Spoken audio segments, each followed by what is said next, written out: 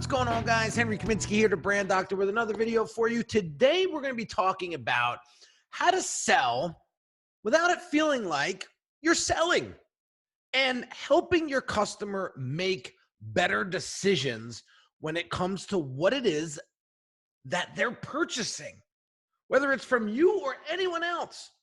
So we're going to dive into a very cool presentation today. But before we get started, I just want a quick reminder here. If you haven't subscribed to this channel yet, hit that subscribe button, hit that bell to make sure that you get notified every time a new video comes out, because we produce at least three videos a week, if not more, to really help you build strong, profitable, reputable, credible, authoritative personal brands. And let's just dive in, shall we? So I read a book recently that was absolutely phenomenal, and it was called Socratic Selling. And I want to break this book down for you into little chunky bits that you can consume and just start dominating with. I found the book to be extremely helpful when it comes to selling, specifically higher ticket things. So anything over $1,000 or more.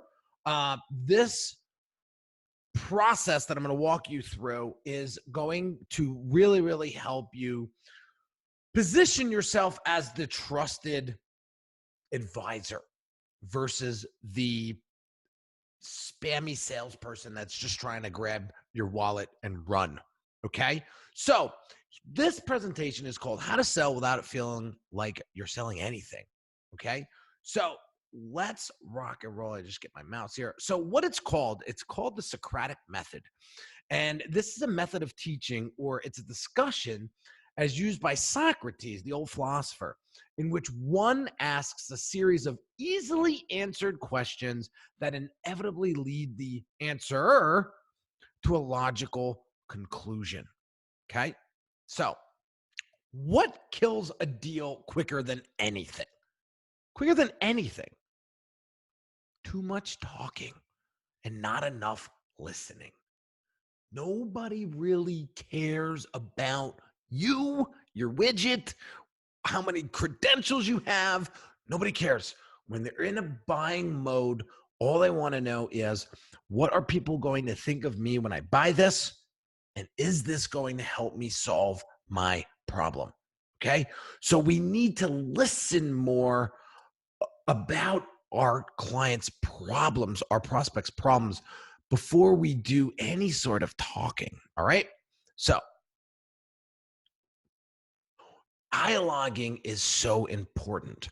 So having that two-way communication is really going to help you understand where the client's pains are, what problems are they facing, and how your product or service can solve that. So you got to level up your awareness, as if you were a guest in someone's house. Do you ever go into somebody's house for the first time? You see everything. You notice everything, right? That's how I want you to start talking to prospects going forward, because this is going to really help the prospect get an understanding that, one, you really care, and two, that you're listening, okay? So the key idea for Socrates was that the dialogue was shaped by the answers given to the question that he asked. So unless the information coming from the customer is taken into account, the dialogue can't continue. So what does this lead us to? Well, his approach uses two closely connected dialogue tools. One is easily answered questions, and two, full value listening. Okay. So if a customer fails to think through and sort out their needs, they will buy what doesn't fit. You lose and they lose. So I'm going to help you fix that. So we need to help customers make better decisions. Okay. So who's first in command when you are speaking to a prospect on the phone? Is it you or is it them? It's the customer. Okay. So let me help you put together a dialogue that's really going to help put them first, while at the same time, it puts you in a position of power because you are directing what comes first, second, and third. So this is how I present not before, when I get on a sales facilitation call. I'll start it out with, Mr. Jones, I'm prepared to talk to you about your personal brand, your funnel design, your brand strategy, whatever they came to me for.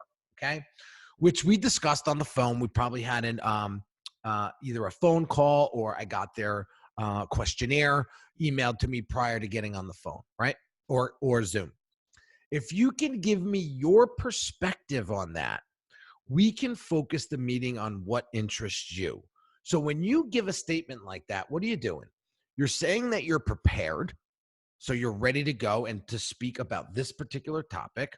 You invite the customer to speak. So when you say, give me your perspective, that's giving them the stage, and then offers an immediate benefit. What's the immediate benefit?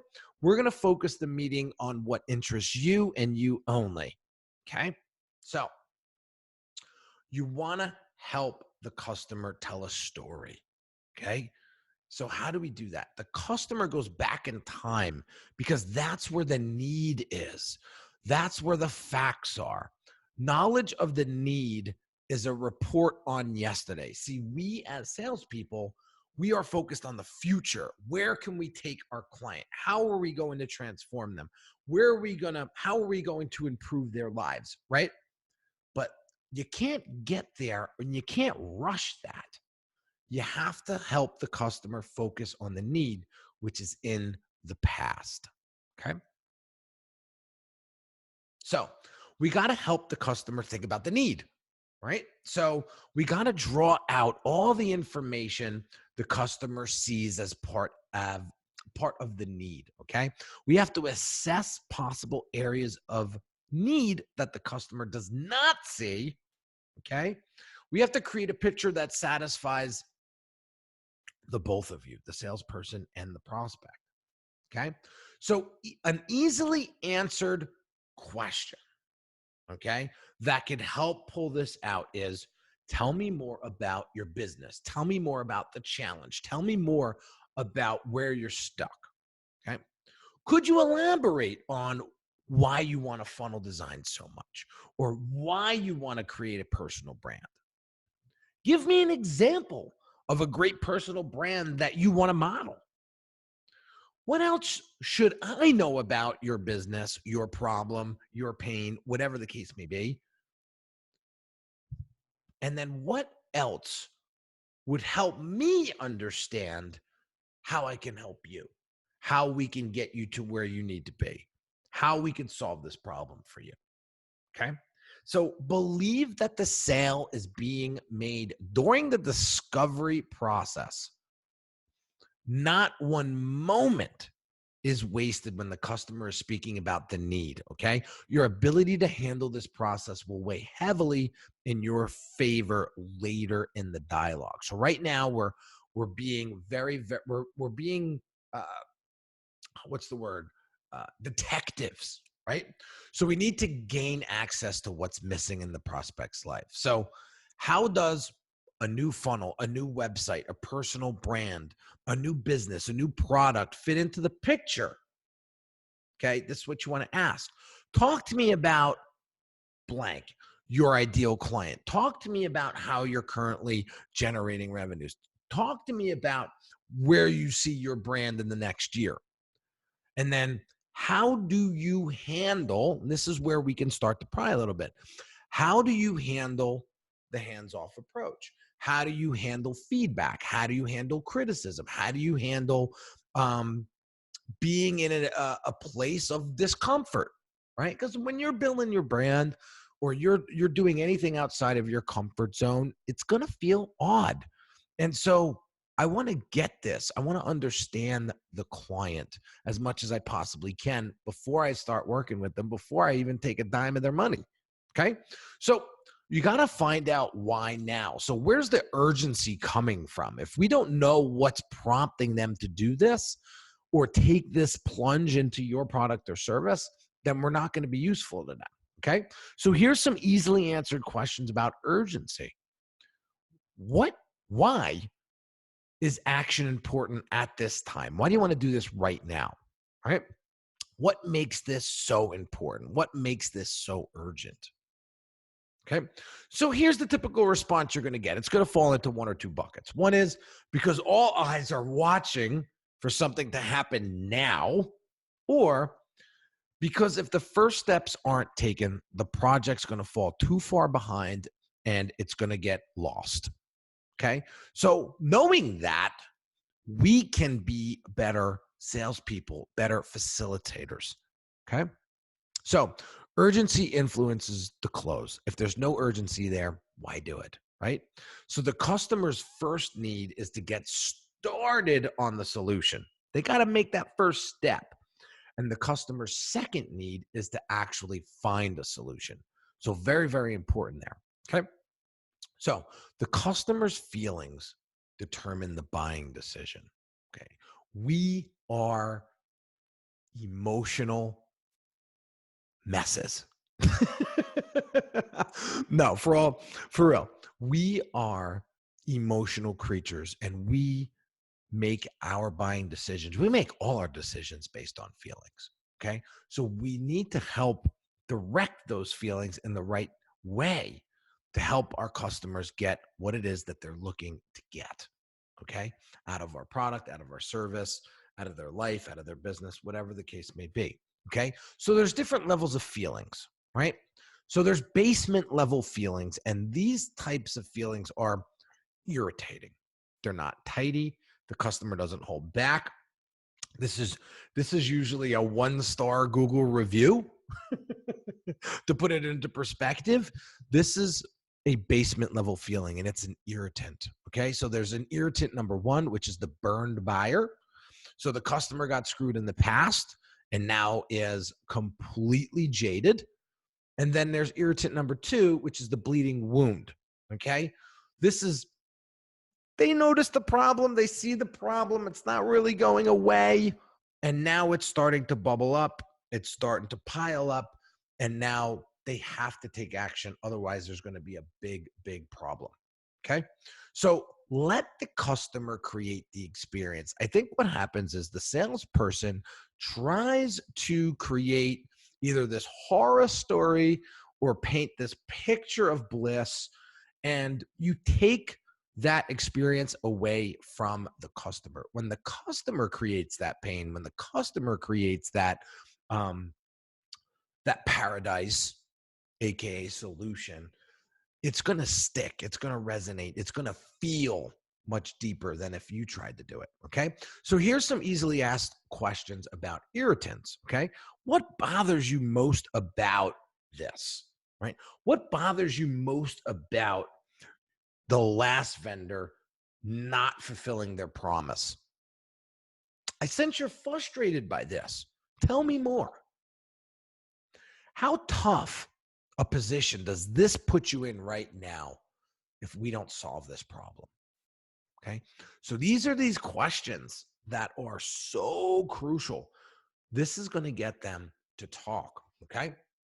Now, the ground floor level of feelings, right? So we're one level up, and these are the motivators.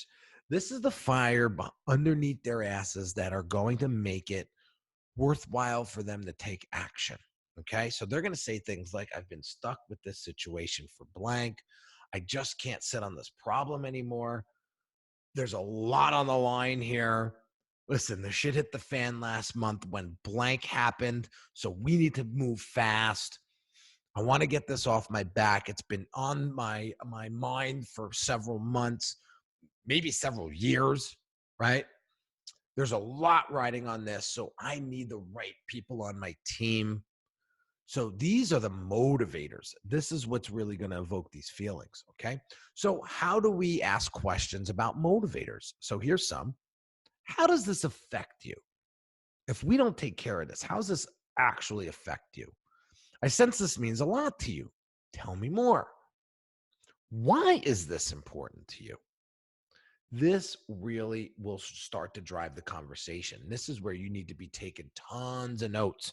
I always have a notepad next to me with a pen that is going to jot down all these things, because maybe you have somebody that you're talking to that's speaking very quickly, or you're thinking about your next move, which is the wrong thing to do. You should be very focused on the person that's speaking to you, but always have that notepad. Okay. So the customer needs to know that you understand. So you have to check your listening. So I would say things like, how does that sound? Do I have this right? Am I getting this right? Is that it? Is there anything else I need to know? Okay. So when salespeople listen to customers, the customer feels like they know the salespeople. People are going to do business with people. I always say that. They don't care about your product or service. They care about the person that's selling them. And they hate to be sold, but they love to buy, right? So you have to make them feel like you care about them. You have to genuinely care about them too. Come on now, right? You don't want to be this fluff guy or this fluff gal that talks a good game, and then when it comes down to it, you do the minimum level of work and they're left high and dry. Like, that's your reputation, guys. That you can't buy back once it's lost. Okay, so check the listening. Make sure you're making the person that you're talking to that's interested in your work, interested in your product service, that you really care and that you really know what they are frustrated with. Okay, now get the customer started on decision making. Okay. So, how do we do that? So, we got to help our customers decide what is it that they really want, how many and how much do they want, when is this product or service going to be used, how long or how often is the product or service to be used, who's involved on their side, and this is the game changer. This is the game changer. It's a lot easier if you say if when you are presenting potential decisions that they need to make. Okay? So, for example, if you were to do blank, would you blank? Okay? So, if you were to move forward with the brand accelerator program, with your high ticket coaching, with purchasing this product, would you do it today? Would you find it to be the best solution for you right now? Okay, so there's a couple things here that I want to point out. The question uses conditional words that assure the customer that the decision doesn't count, quote unquote. Okay. So if, were to, and would are pressure free words, because you're saying if you were to do that. You're not saying, will you do that? You're not putting them on the spot so much, right? Very, very powerful. So it's a lot easier to answer with if you're using the word if. Okay. So now let's get into the proposal, right? So one thing I can't stand about proposals is when somebody sends me a proposal and there's all this shit in it that they never told me about. And now I have to go line by line and make sure that I'm covering my ass before I sign on the dotted line. Okay. So you want to put together proposals that have no surprises in them. It's funny. If you ever saw one of my proposals, it's literally one page and it depicts everything that I say on my call with my client. And it is such a streamlined process. My clients love it because they're like, he already told me all of this. I'm just signing off and making this a formality at this point. Okay. So you want to summarize what they told you and what you told them. Okay. So in your summary, right, you have to take into consideration the entire picture. So if you did a good job understanding their needs and helping them pull that out of themselves, if you help them understand the urgency, why they need to do this now, if you got the irritants out on the table, right, and figured out maybe it was maybe it was because they got burned, or maybe because this problem keeps getting worse, right? The motivators, what's actually making them take the next step. If you properly did this, you are going to see a much smoother transition from prospect to client. Okay. So when you do this, you have to paint the past and the decisions that paint the future. And you do that through the proposal process. So the way I start talking about introducing the proposal or the execution plan, that's the word I like to use. The execution plan is, I always go with, I would like to make some recommendation based on what you've told me, based on our brand accelerator strategy and discovery program. I would like to make some recommendations. Okay. Because 9 times out of 10, well, not 9 times out of 10, 100 times, 100% of the time, when a client goes through the brand accelerator program and gets through the strategy, right, then they most likely will go into an execution plan that best fits their needs right now, right? So this is how I recommend them. So we do all of that discovery in our strategy, and then I present to them an execution plan that could really help them. Okay. So that's how you frame getting into the proposal. I'd like to make a recommendation based on what you've told me. Okay. So here's some things that I would put into that conversation that are going to put the customer at ease and really help you deliver a fine recommendation and help them purchase from you. Okay. So you want to quote a statement that your customer enjoyed making. So as you're taking notes and as you're getting all that discovery from them, they may say something that makes them laugh or makes them chuckle. You want to restate that. I think that's going to help them make you, it's going to help them understand that you were listening. Okay. You want to restate the customer's feelings because they're going to use a lot of feeling words, and you want to restate those. And then you want to demonstrate the outcomes or the repercussions. And this is where you get to paint your picture a little bit. Okay. When this happens, this will happen. Or if this does not happen, these are the potential risks. Okay. Powerful stuff here. Okay. So one of the things, this is a great slide. Know the question before you answer. Okay. One of the things that I used to do is I used to put my foot in my mouth all the time. Someone would, a prospect or a client would ask me a question. I'd be so quick to answer it. Next thing you know, it's the wrong answer. Now you're like, oh, trying to backpedal, and it doesn't work. You're lost. You're sunk. Okay. So this is what I want you to do. Okay. Next time this happens, I want you to draw out the topic of the question with these questions. Okay. So that I can better understand the question, why do you ask? Because they may say, how long is this going to take? That could be a loaded question. They may want it in 6 months. They may want it in 6 weeks. They may want it in 6 days. So what you say is, so that I can better understand the question, why do you ask? And then they're going to say, well, we have this event coming up, or, well, I don't want to rush this. See how that works? It's powerful. Okay. Why are you interested in discussing this?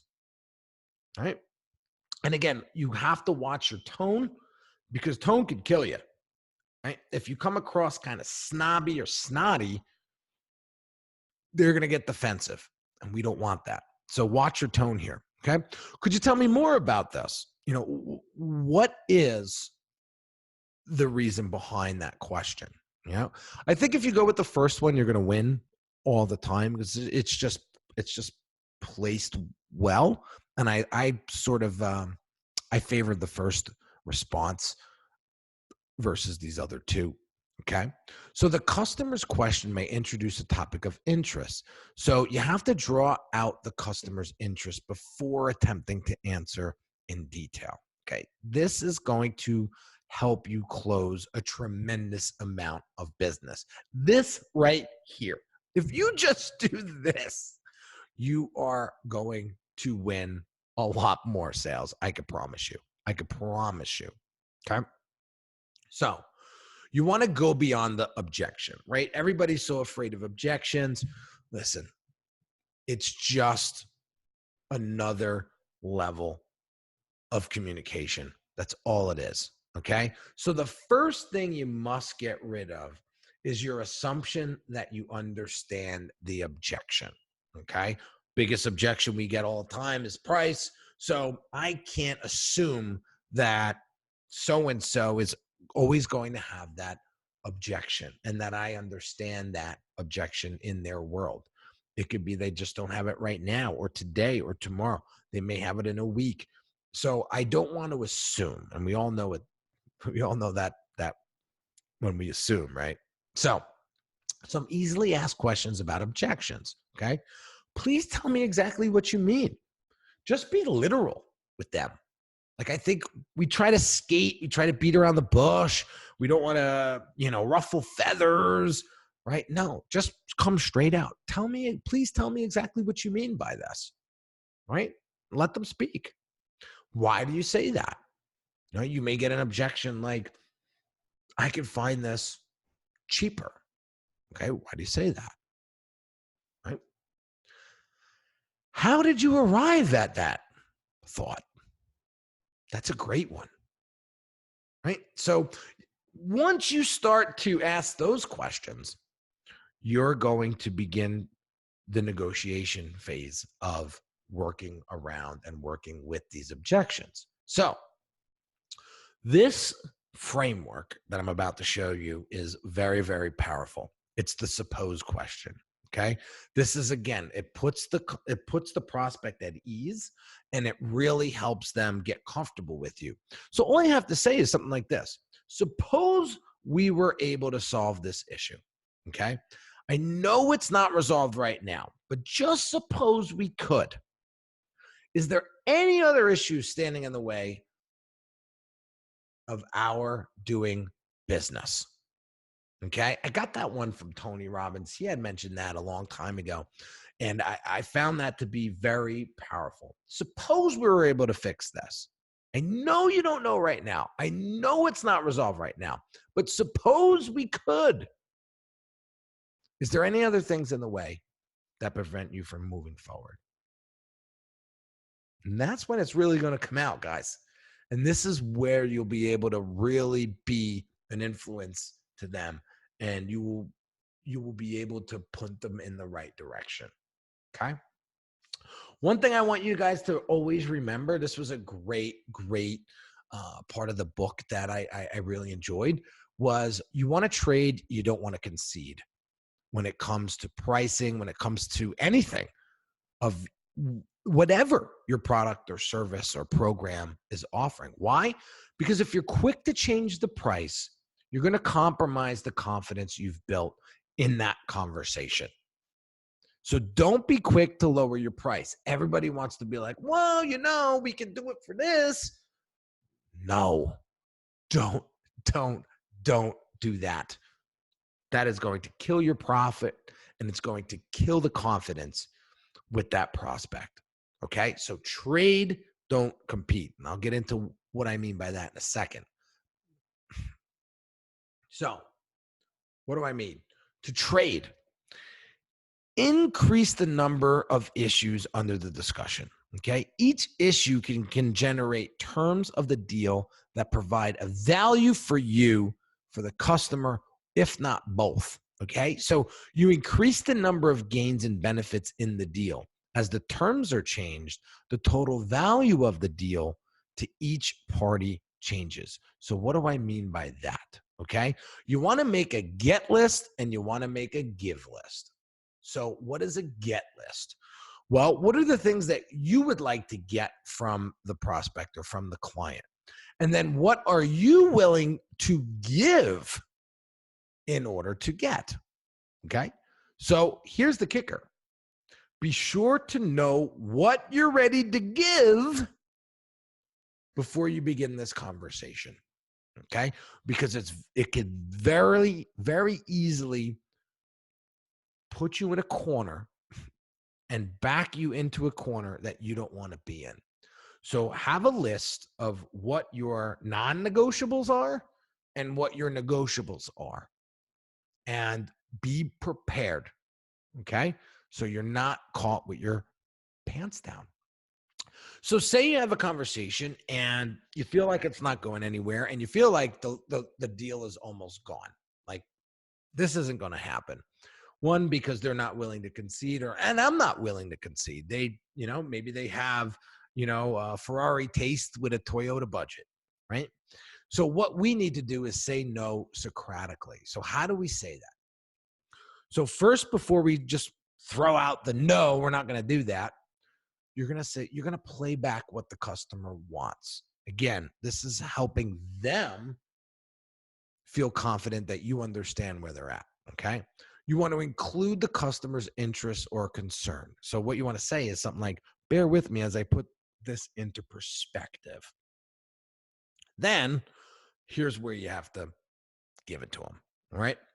Decline the demand by introducing an explanation. I want you to know why that's further than I can go.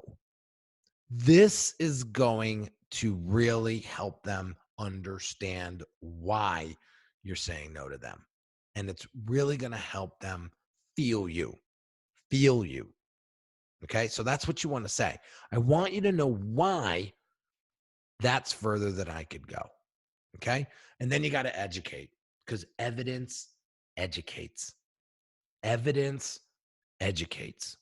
Okay. So how do you do that? You can use your personal experience with similar deals.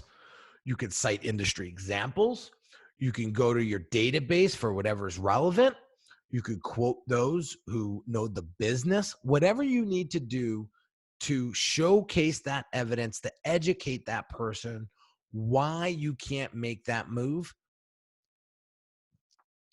you're going to get different reactions. You're going to get a completely empathetic prospect. You're going to be like, I get it. And they may move forward with you because of it. Okay. So keep negotiating by asking these easily answered questions. Would you like to discuss what I think might work? Would you like to discuss what I think might work? If they say no, great. It was great talking to you. Appreciate your time. Good luck. 9 times out of 10, though, guys, I'm going to tell you, they're going to come back and say, well, what'd you have in mind? And then this is where you need to lay it out. Okay. So that's all I got for you today, guys. If you guys are interested and you want to book a one-on-one consult with me, this is the website you go to. And I would be happy to work with you more on a one-on-one basis to really help you get that clarity, get that focus, get that accountability, and help you see what's on the outside of the bottle. See, we get so close to our business, right? We cannot see the outside label and what that label says. This is why I always invest in mentorship, because I can reach out to my mentor at any given time and say, what do you think of this? Getting that outside perspective is so important, especially with somebody that has tremendous experience, right? So I've been in the game 13 years. I've been through a lot of great successes, and I've gone through a lot of horrible failures that really taught me valuable lessons.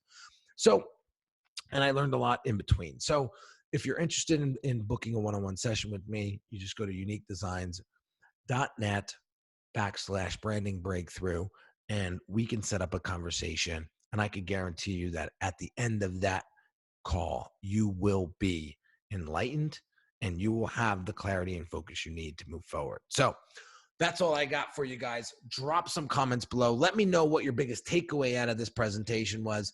And if I can help you with any further questions, feel free to drop it down. And don't forget to check out this next video here, because this is going to help you, again, build a strong, profitable, reputable, credible, and authoritative brand. Take care, guys. I'll catch you on the next one.